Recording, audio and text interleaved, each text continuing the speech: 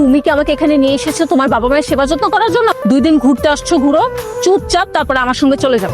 আমার সাথে কথা বলে দেখি। এইভাবে মন খারাপ করে থাইকো না তো।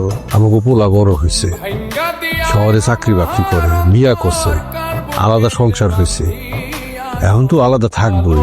আমাকে বলা আর আমাকে নাই রফিকে, আমার কিছুদিন এখানে থেকে যাই। তুমি তোমার মায়ের কথাটা শুনে আমাকে সুন্দরভাবে এসে বলছো, তাই না? তুমি আমার কথাটা গিয়ে তোমার মাকে গিয়ে বলো যে তুমি কালকেই আমার সঙ্গে ঢাকা চলে যাচ্ছ। আর সবচেয়ে বড় কথা হচ্ছে, শহরে আমি তোমার জন্য একটা চাকরি খুঁজেছি, তুমি সেই চাকরিটা না করে এখানে তুমি পড়ে থাকবে? মা, আপনি আপনার ছেলেকে কি বলেছেন? হ্যাঁ, কি বুঝিয়েছেন তাকে? আপনি জানেন আপনার ছেলের জন্য আমি কতটা কষ্ট করি, একটা চাকরিও সে জোগাড় করতে পারে না। আপনার ছেলের জন্য চাকরি জোগাড় করার জন্য আমার বিভিন্ন লোকের সঙ্গে কথা বলতে হয়। আপনি কি চান? হ্যাঁ, আমি আর আপনার ছেলে গ্রামে থেকে যাই? ছি ছি ছি ছি ছি, মা হয়ে নিজের ছেলের ভালো আপনি সহ্য করতে পারছেন? কালকে আমি আপনার ছেলেকে নিয়ে এ বাড়ি ছেড়ে চলে যাচ্ছি, আর আমার মনে হয় না আপনি আপনার ছেলের মুখ দেখতে পারবেন। সেটার জন্য রেডি থাকবেন। আব্বা, আমার দিকে একটু খেয়াল রেখো, আমি যত দ্রুত পারি আবার চলে আসবো তো। তোমার আর তাড়াতাড়ি আসা হচ্ছে না, তুমি জানো না তোমার ঢাকা কাজ আছে, আমারও তো কাজ আছে। আসতে হলে অনেক লেট করে আসতে হবে। মানুষের মতন মানুষ করে ঘুরে তুলতে চাইছিলাম, মাঝখানে কি হলো জানি না।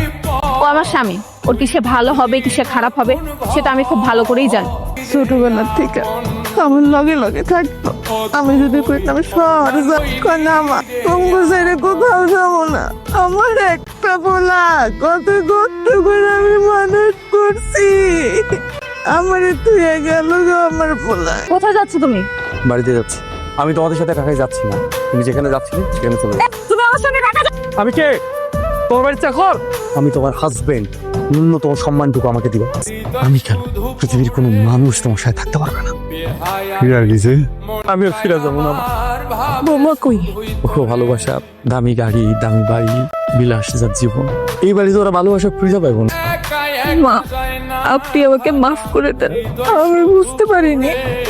সীমা, সন্তান কখনো মায়ের কাছে মাফ চায়